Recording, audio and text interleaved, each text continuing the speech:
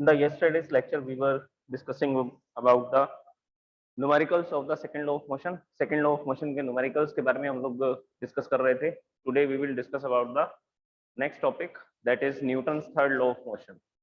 Newton's third law of motion is also known as action reaction law. So here we will write the heading, Newton's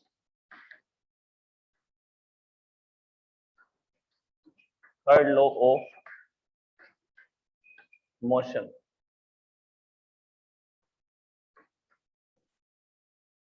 Or you can say that it is also known as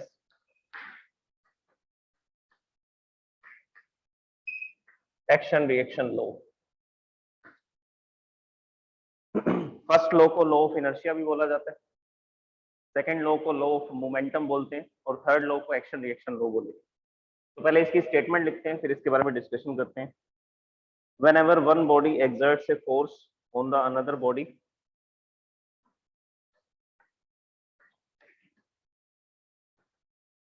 whenever one body exerts a force on another body, then the second body exerts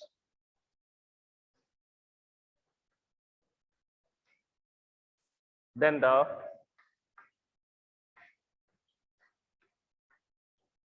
second body exerts an equal and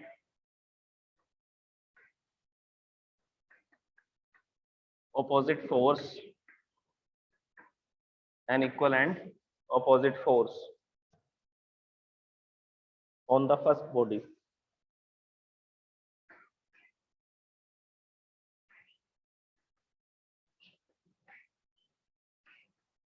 On the first body. एक तो ये statement लिखी जा सकती है और इसको simplify तरीके में ये लिख सकते हैं, that is every action, that is every action there is an equal and opposite reaction.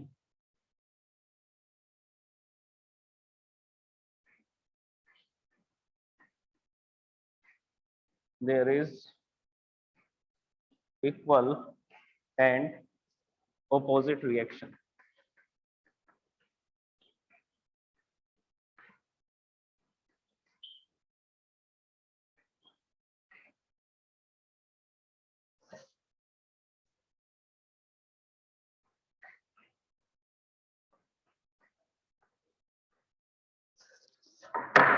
Last में ये स्टेटमेंट भी लिखी जा सकती है.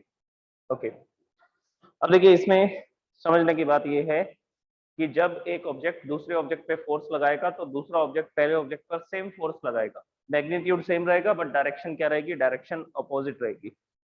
अब इसका एग्जांपल देखिए, इसका सबसे अच्छा एग्जांपल है कोलिजन. तो कोलिजन में क्या होता है, कोलिजन में ये एक ऑब्जेक्ट है जो इस डायरेक्शन में ट्रेवल कर रहा है, किसी भी वेलोसिटी से ट्रेवल कर रहा होगा इस डायरेक्शन में, और दूसरा जो ऑब्जेक्ट है वो इसके अपोजिट डायरेक्शन में ऐसा ट्रेवल कर रहा है. और जब ये कोलाइड करेंगे तो दोनों एक दूसरे पर क्या अप्लाई करेंगे, फोर्स अप्लाई करेंगे, and that force will be equal. वो फोर्स मैग्नीट्यूड में इक्वल होगा, बस डायरेक्शन क्या रहेगी, डायरेक्शन अपोजिट रहेगी. तो कोलिजन में दोनों ऑब्जेक्ट पर सेम फोर्स लगता है.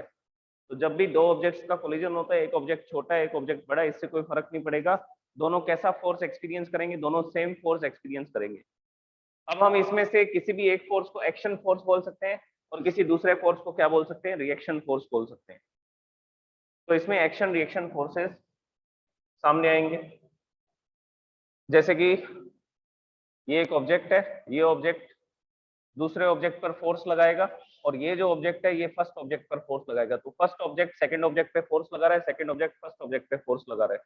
अब जब ये जाकर के इससे इस डायरेक्शन में स्ट्राइक करेगा, इसको कोलाइड करेगा, तो मान लीजिए मैंने इस फोर्स को एक्शन फोर्स बोल दिया. और ये जो सेकंड ऑब्जेक्ट है, सेकंड ऑब्जेक्ट भी तो इससे स्ट्राइक कर रहा है, इसको कोलाइड कर रहा है, इससे जाकर के टकरा रहा है. तो ये जो फोर्स होगा इस फोर्स को हम लोग क्या बोल देंगे, रिएक्शन फोर्स बोल देंगे. तो आप किसी भी फोर्स को एक्शन फोर्स या रिएक्शन फोर्स बोल सकते हैं, क्योंकि दोनों का मैग्नीट्यूड तो सेम ही है। अगर मैं इसको एक्शन फोर्स बोलता तो वो रिएक्शन फोर्स होता, और ये action force is always equal to reaction force. Action force is equal to reaction force. ठीक है, ये स्टेटमेंट से हम इसको आसानी से समझ सकते हैं। अब ये जो एक्शन फोर्स है रिएक्शन फोर्स है मैग्नीट्यूड में तो इक्वल है, डायरेक्शन अपोजिट है। डायरेक्शन अपोजिट बताने के लिए हम यहाँ पर माइनस सिंबल लगा देंगे। यहाँ पर माइनस सिंबल क्या रिप्रेजेंट करेगा, ये रिप्रेजेंट करेगा कि एक्शन फोर्स की डायरेक्शन अगर पॉजिटिव है, दिस डायरेक्शन इज पॉजिटिव, तो इसकी अपोजिट डायरेक्शन कैसी होगी, इसकी अपोजिट डायरेक्शन को नेगेटिव लिखा जाएगा। So action force is equal to minus reaction force. इस स्टेटमेंट का यही मीनिंग है। Whenever one body exerts a force on the another body, then the second body exerts an equal and opposite force on the first body. जब एक body दूसरी body पे force apply करती है, फोर्स एक्सर्ट करती है, then the second body exerts equal and opposite force. तो second body equal force और अपोजिट डायरेक्शन में फोर्स अप्लाई करती है। तो इसके लिए आप ये स्टेटमेंट भी लिख सकते हो, for every action there is an equal and opposite reaction. For every action there is an equal and opposite reaction. हर एक्शन के लिए रिएक्शन फोर्स होता है। स्पेस के अंदर जब भी दो ऑब्जेक्ट जाकर के कोलाइड करते हैं, स्पेस में जब भी दो ऑब्जेक्ट एक दूसरे से कोलाइड करेंगे तो दोनों एक दूसरे पर क्या करेंगे, फोर्स अप्लाई करेंगे। अब जैसे कि ये वॉल है, ये बोर्ड है, मैं इसको पुश करता हूं तो ये बोर्ड भी मेरे को पुश करेगा सेम फोर्स से। ठीक है, अगर आप किसी सरफेस को हार्डली स्ट्राइक करते हैं, जैसे अपने हाथ से आपने एक बेंच के ऊपर जोर से स्ट्राइक किया, तो स्ट्राइक करने से क्या होगा, आपने उस टेबल पर फोर्स अप्लाई किया और टेबल ने भी सेम फोर्स अप्लाई किया, और आप उस फोर्स को एक्सपीरियंस करते हैं। थोड़ा पेन शुरू हो जाता है जब भी हम अपने हाथ को स्ट्राइक करेंगे किसी भी सरफेस पे। तो ऐसा किस वजह से हो रहा है, क्योंकि वो सरफेस भी हम पर क्या लगा रहा है, रिएक्शन फोर्स अप्लाई कर रहा है, रिएक्शन फोर्स एक्सर्ट कर रहा है। तो एक्शन फोर्स अकेला पॉसिबल नहीं है, जब भी पॉसिबल होंगे ये पेयर्स में पॉसिबल होंगे। सो एक्शन फोर्स और रिएक्शन फोर्स आपको दोनों पेयर में मिलेंगे। और ये किस तरह के फोर्सेस में काम आएगा, तो आंसर है ये कॉन्टैक्ट, नॉन कॉन्टैक्ट, सब तरह के फोर्सेस में देखने को मिलता है। कॉन्टैक्ट फोर्सेस में तो आप जानते हैं कि जब दो ऑब्जेक्ट जाकर के एक दूसरे को स्ट्राइक करेंगे, जैसे ये ऑब्जेक्ट है और ये चौक आ रहा है इधर से, ये आकर के इसको स्ट्राइक करता है, तो इसको स्ट्राइक करता है, ये जितना फोर्स इस पे लगाएगा, ये डस्टर भी उतना ही फोर्स किस पे लगाएगा, चौक पे अप्लाई करेगा। तो इसमें भी एक्शन रिएक्शन लॉ आएगी। ये तो किसका एग्जाम्पल हुआ, तो आंसर है ये तो कॉन्टैक्ट फोर्स का एग्जाम्पल हुआ। कोलिजन हो रहा है, कोलिजन में दो ऑब्जेक्ट एक दूसरे के कॉन्टैक्ट में आएंगे, तब जाकर के तो वो फोर्स अप्लाई करेंगे। तो बेसिकली कॉन्टैक्ट फोर्सेज में भी आपको एक्शन रिएक्शन फोर्स देखने को मिलेगा, और इसके अलावा नॉन कॉन्टैक्ट फोर्सेज में भी एक्शन रिएक्शन दोनों फोर्सेज होते हैं। जैसे कि हम चार्जेस की बात करते हैं, जैसे कि ये पॉजिटिव चार्ज है और ये दूसरा पॉजिटिव चार्ज है, so charges will repel each other, और उस फोर्स को क्या बोलते हैं, उस फोर्स को बोलते हैं electrostatic force. When charges are at rest, then they are exerting force on each other, and that force is known as electrostatic force. ये होता है इलेक्ट्रोस्टैटिक फोर्स, जो चार्ज दूसरे चार्ज पर अप्लाई कर सकता है।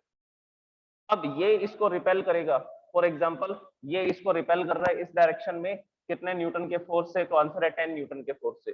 तो ये सेकेंड चार्ज भी फर्स्ट चार्ज को रिपेल करेगा इस डायरेक्शन में, कितने न्यूटन के फोर्स से, -10 न्यूटन के फोर्स से। अगर वो डायरेक्शन हमने प्लस ले रखी है तो इसकी अपोजिट डायरेक्शन को कैसा लिख देंगे, नेगेटिव लिख देंगे। तो जब चार्जेस एक दूसरे पे फोर्स लगाते हैं उसमें भी एक्शन रिएक्शन फोर्सेस देखने को मिलते हैं, वहां पर भी Newton's third law of motion obey होता है। Newton's third law of motion इसमें भी ओबे होगा इलेक्ट्रोस्टैटिक फोर्स में। अच्छा, मैग्नेटिक फोर्स की बात करते हैं। मैग्नेट पे जो फोर्स लगाता है उसको मैग्नेटिक फोर्स बोलते हैं। उसमें भी आपको कौन सा लॉ ओबे होगा, एक्शन रिएक्शन का लॉ ओबे होगा, Newton third law of motion obey होगा उसमें भी। ओके, एग्जांपल देखिए। नेक्स्ट एग्जांपल ये है कि हमारे पास एक मैग्नेट है, ये मैग्नेट का नॉर्थ है, ये साउथ है। अट्रैक्शन फोर्स भी हो सकता है इसमें, तो ये नॉर्थ के सामने मैंने साउथ को रखा, ये ऐसा। अब ये इस मैग्नेट का नॉर्थ क्या कर रहा है, इस मैग्नेट के साउथ को अपनी तरफ अट्रैक्ट कर रहा है, और ये मैग्नेट का साउथ दूसरे फर्स्ट मैग्नेट के नॉर्थ को अपनी तरफ अट्रैक्ट कर रहा है।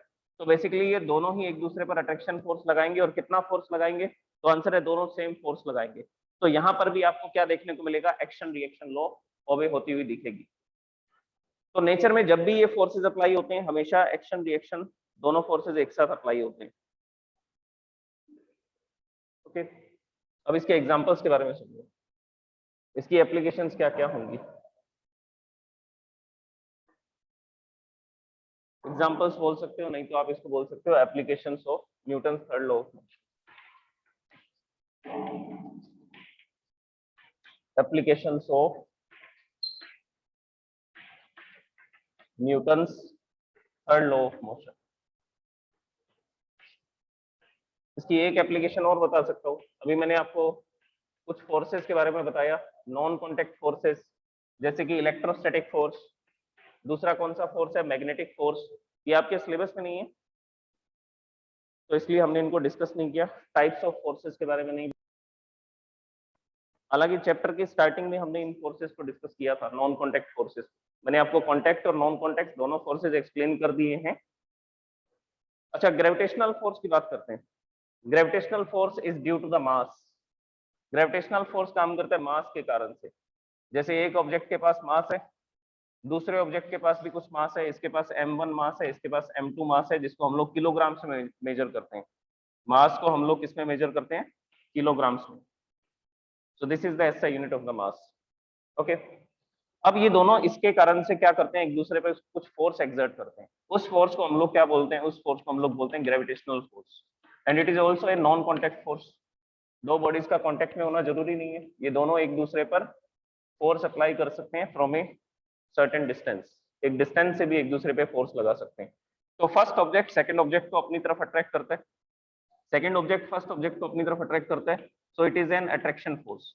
तो ये एक तरह का अट्रैक्शन फोर्स होता है, gravitational force. It is due to the mass of the object. ये मास के कारण होता है। तो फर्स्ट ऑब्जेक्ट सेकंड ऑब्जेक्ट पर जितना फोर्स लगा रहा है, सेकंड ऑब्जेक्ट फर्स्ट ऑब्जेक्ट पर भी उतना ही फोर्स लगाता है। अगर हम इसमें अर्थ और ऑब्जेक्ट का एग्जाम्पल कंसिडर करते हैं, अर्थ और ऑब्जेक्ट का एग्जाम्पल कंसिडर करते हैं, तो देखिए क्या होगा। सेम फोर्स अप्लाई होंगे। अर्थ जो है वो काफी बड़ी है, किसके कंपैरिजन में? ऑब्जेक्ट के कंपैरिजन में। ये ऑब्जेक्ट है और ये अर्थ है। अभी इस पर 1 किलोग्राम का ऑब्जेक्ट पड़ा है। 1 किलोग्राम का ऑब्जेक्ट डाउनवर्ड डायरेक्शन में, 1 किलोग्राम का ऑब्जेक्ट डाउनवर्ड डायरेक्शन में 9.8 न्यूटन का फोर्स एक्सपीरियंस करता है। डाउनवर्ड डायरेक्शन में 9.8 न्यूटन का फोर्स एक्सपीरियंस करता है। तो ये ऑब्जेक्ट भी अर्थ के ऊपर 9.8 न्यूटन का फोर्स लगाता है। तो अर्थ पर इतने छोटे फोर्स से कुछ नहीं होगा। 9.8 न्यूटन के फोर्स से ये इस ऑब्जेक्ट की तरफ मूव नहीं कर सकती, क्योंकि इसका मास काफी ज्यादा है। लेकिन ये ऑब्जेक्ट 1 किलोग्राम का, ये छोटा है। अगर इस पर 9.8 न्यूटन फोर्स लगता है तो ये तो नीचे की तरफ आना शुरू हो जाता है। तो बेसिकली ऑब्जेक्ट अर्थ पर भी फोर्स लगा रहे हैं और अर्थ जो है वो भी ऑब्जेक्ट पर फोर्स लगा रही है। दोनों सेम फोर्स एक्सर्ट कर रहे हैं, बस डायरेक्शन अपोजिट है। ये ऑब्जेक्ट 9.8 न्यूटन का डाउनवर्ड डायरेक्शन में अट्रैक्शन फोर्स एक्सपीरियंस कर रहा है, अर्थ 9.8 न्यूटन का अपवर्ड डायरेक्शन में फोर्स एक्सपीरियंस कर रही है। लेकिन अर्थ का मास काफी ज्यादा है, वो इतने कम फोर्स से क्या नहीं कर सकती? मूव नहीं कर सकती। जैसे कि आपको मैंने ट्रक के एग्जाम्पल में बताया था, एक साइकिल को मूव करना आसान रहेगा, एक ट्रक को पुश करेंगे तो वो मूव नहीं करेगा, क्योंकि उसका मास ज्यादा है। अगर मास ज्यादा है so it is having inertia, उसमें इनर्शिया होगा, so it will maintain its state of rest, तब वो अपनी रेस्ट की स्टेट को मेंटेन करेगा। तो ये भी एक्शन रिएक्शन का ही एग्जांपल है, gravitational force which is exerted by the objects on each other due to the mass of the object. जो एक दूसरे पर फोर्स लगाते हैं, किसके कारण से? मास के कारण से। So this is called gravitational force. अब हम इसकी एप्लीकेशंस की बात करते हैं। एप्लीकेशंस में देखिए क्या क्या आएगा। When we walk on the ground, then our foot push the ground backwards. ये पहला एग्जांपल है इसमें। When we walk on the ground, then we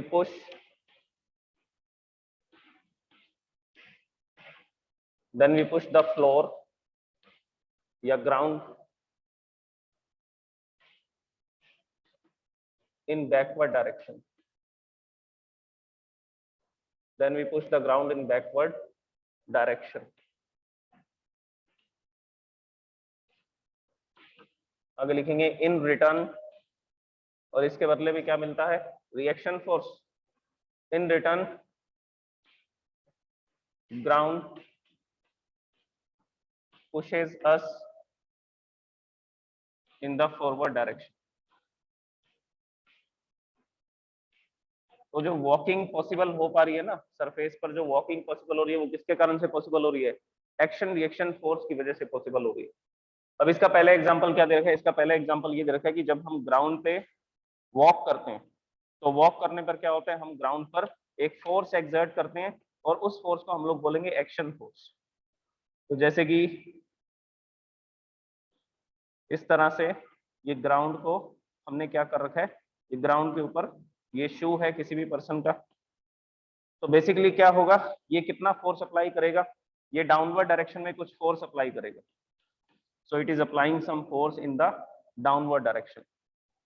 तो ये अपने शू की हेल्प से क्या करने वाला है, अपने फुट की हेल्प से ये डाउनवर्ड डायरेक्शन में, या आप बोल सकते हैं बैकवर्ड डायरेक्शन में, सो it is exerting the force in the backward direction. तो ये इस डायरेक्शन में फोर्स लगा रहा है, ये कौन सा फोर्स है? तो आंसर है ये एक्शन फोर्स है, हमने इसको एक्शन फोर्स माना। अब ग्राउंड क्या करेगा, अगर आप ग्राउंड को 10 न्यूटन के फोर्स से पुश कर रहे हैं तो ग्राउंड आपको पुश करेगा कितने न्यूटन के फोर्स से? 10 न्यूटन के फोर्स से, और in return it is experiencing a force in the forward direction and that force is reaction force. और वो फोर्स कौन सा होता है? वो फोर्स होता है रिएक्शन फोर्स। तो हम लोग क्या करते हैं, ग्राउंड को पुश करते हैं बैकवर्ड डायरेक्शन में, और ग्राउंड हमें फॉरवर्ड डायरेक्शन में पुश करता है, जिसकी वजह से हम क्या कर पाते हैं, वॉकिंग कर पाते हैं, चल पाते हैं।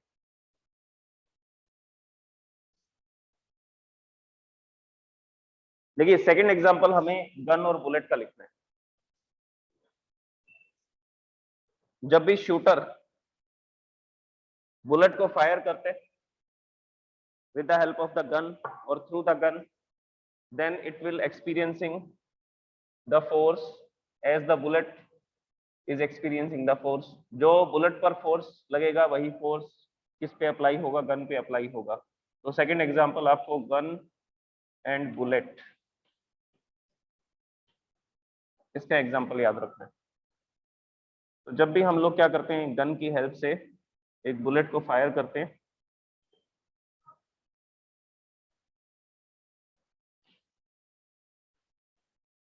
तो इसमें देखिए यहाँ पर इस जगह पर एक सिस्टम लगा होता है, जो बुलेट के अंदर क्या होता है, एक पाउडर भरा होता है जिसको गन पाउडर बोलते हैं। और जैसे ही हम ट्रिगर को प्रेस करते हैं, ट्रिगर को प्रेस करते ही क्या होता है, वो जो गन पाउडर है वो बर्न होता है। गन पाउडर के बर्न होने से क्या होता है, गैसेस प्रोड्यूस होती हैं, हीट प्रोड्यूस होती है, और वो जो गैसेज है गर्म होकर के क्या होना चाहेंगी, एक्सपेंड होना चाहेंगी। तो यहाँ पर जो भी गैसेस गर्म होकर के एक्सपेंड होना चाहती है, उसकी वजह से बुलेट तो फॉरवर्ड डायरेक्शन में जाती है और गन जाती है बैकवर्ड डायरेक्शन में। तो ये वो चैम्बर होता है जहां पर क्या होता है, जहां पर गन पाउडर को बर्न किया जाता है, और उसके बर्निंग से गैसेस प्रोड्यूस होती हैं, और वो गैसेस क्या होना चाहती हैं। देखो गैसेस के साथ एक एक्सप्लेनेशन देख लीजिए। हमारे पास ये एक कंटेनर है, इसमें मैंने गैस को फिल कर रखा है, शायद आपने फर्स्ट चैप्टर में इसको स्टडी किया होगा, सॉलिड लिक्विड और गैसेस को। तो यहाँ पर मैंने एक पिस्टन लगा रखा है।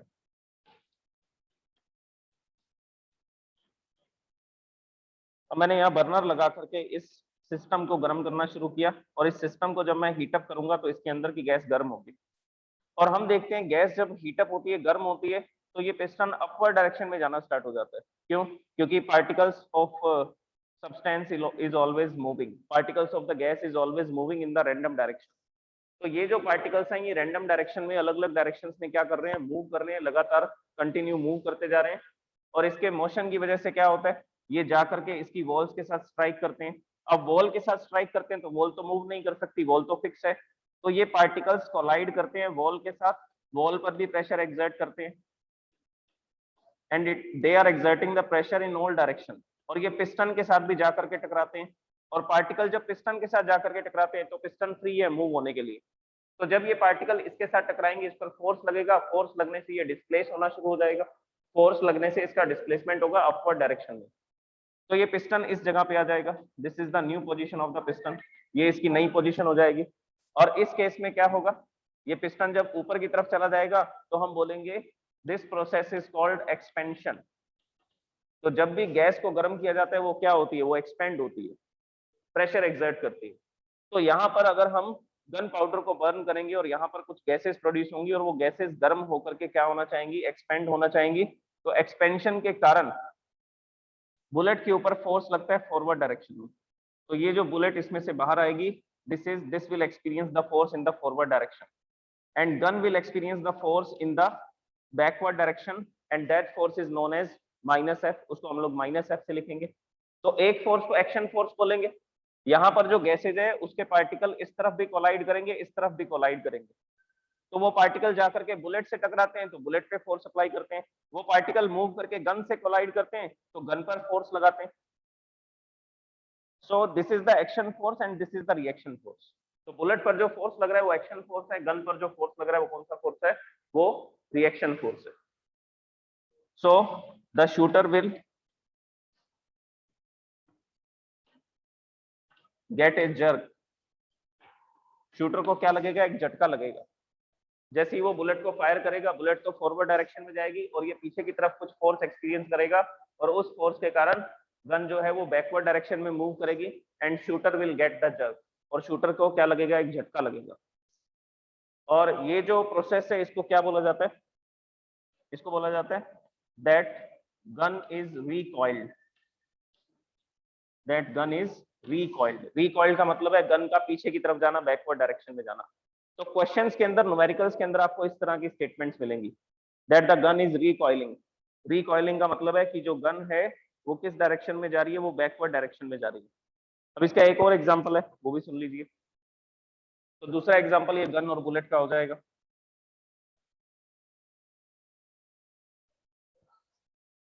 थर्ड एग्जांपल के बारे में सुनिए। ऐसे तो मैंने आपको और भी एग्जांपल्स बताए हैं। ग्रेविटेशनल फोर्स का एग्जांपल बताया है, मैग्नेटिक फोर्स का एग्जांपल बताया। मैग्नेट पे जो फोर्स लगाता है वो भी एक्शन रिएक्शन फोर्स का ही एग्जांपल है। और चार्जेस के बीच में जो फोर्स होता है उसको इलेक्ट्रोस्टैटिक फोर्स बोलते हैं। प्लस चार्ज, पॉजिटिव चार्ज एक नेगेटिव चार्ज को अट्रैक्ट कर सकता है, लेकिन प्लस चार्ज को पॉजिटिव चार्ज को क्या करता है, रिपेल करता है। तो अट्रैक्शन रिपल्शन दोनों फोर्सेज हो सकते हैं। इलेक्ट्रोस्टैटिक फोर्स, मैग्नेटिक फोर्स भी अट्रैक्टिव और रिपल्सिव दोनों हो सकते हैं। अगर आप किसी मैग्नेट के नॉर्थ के सामने दूसरी मैग्नेट का नॉर्थ रखेंगे तो वो दोनों एक दूसरे को रिपेल करेंगे। ओके, तो ये सारे एक्शन रिएक्शन के ही एग्जांपल थे। Electrostatic force, magnetic force, gravitational force, all are obeying the Newton third law of motion. तीनों ही किसको ओबे कर रहे हैं, Newton third law of motion को ओबे कर रहे हैं। अब थर्ड एग्जांपल इसमें आपको याद रखना है बोट का। अब बोट के एग्जांपल में देखिए, यहाँ पर ये वाटर है, वाटर बॉडी है और इस वाटर बॉडी में एक बोट है यहाँ पर।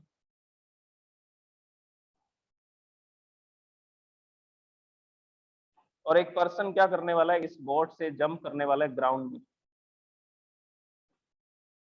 So this person is moving in the forward direction and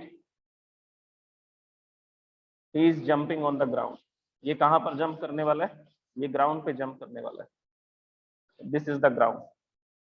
तो जब ये फॉरवर्ड डायरेक्शन में ऐसा जंप करेगा तो क्या करेगा, तो अभी मैंने आपको इसमें वॉकिंग वाले एग्जांपल में क्या बताया था, तो ये क्या करेगा, इसके फ्लोर को बैकवर्ड डायरेक्शन में पुश करेगा और बोट इसको किस डायरेक्शन में पुश करेगी, फॉरवर्ड डायरेक्शन में पुश करेगी। तो अगर ये बोट को बैकवर्ड डायरेक्शन में पुश करते हैं तो बोट तो किस तरफ जाती है, बोट तो बैकवर्ड डायरेक्शन में जाती है और ये पर्सन जंप करके कहाँ चला जाता है, फॉरवर्ड डायरेक्शन में। तो ये भी एक्शन रिएक्शन लॉ का ही एग्जांपल है। When a person is leaving the boat then it is pushing the boat in the backward direction so that the boat will move in the backward direction and the person will move in the forward direction और ये person forward direction में जाएगा। so this is the action reaction। तो ये वाला जो force था जो इसने बोट पर लगाया और बोट जिसकी वजह से पीछे जा रही है, वो कौन सा फोर्स है, वो एक्शन फोर्स है। ये बैकवर्ड डायरेक्शन में फोर्स एक्सपीरियंस करेगी और ये फॉरवर्ड डायरेक्शन में फोर्स एक्सपीरियंस करेगा। That force is reaction force. तो एक्शन फोर्स की वजह से बोट पीछे जाएगी और रिएक्शन फोर्स की वजह से ये पर्सन फॉरवर्ड डायरेक्शन में मूव करेगा। तो ये एग्जांपल भी इसमें लिखा जा सकता है, थर्ड एग्जांपल।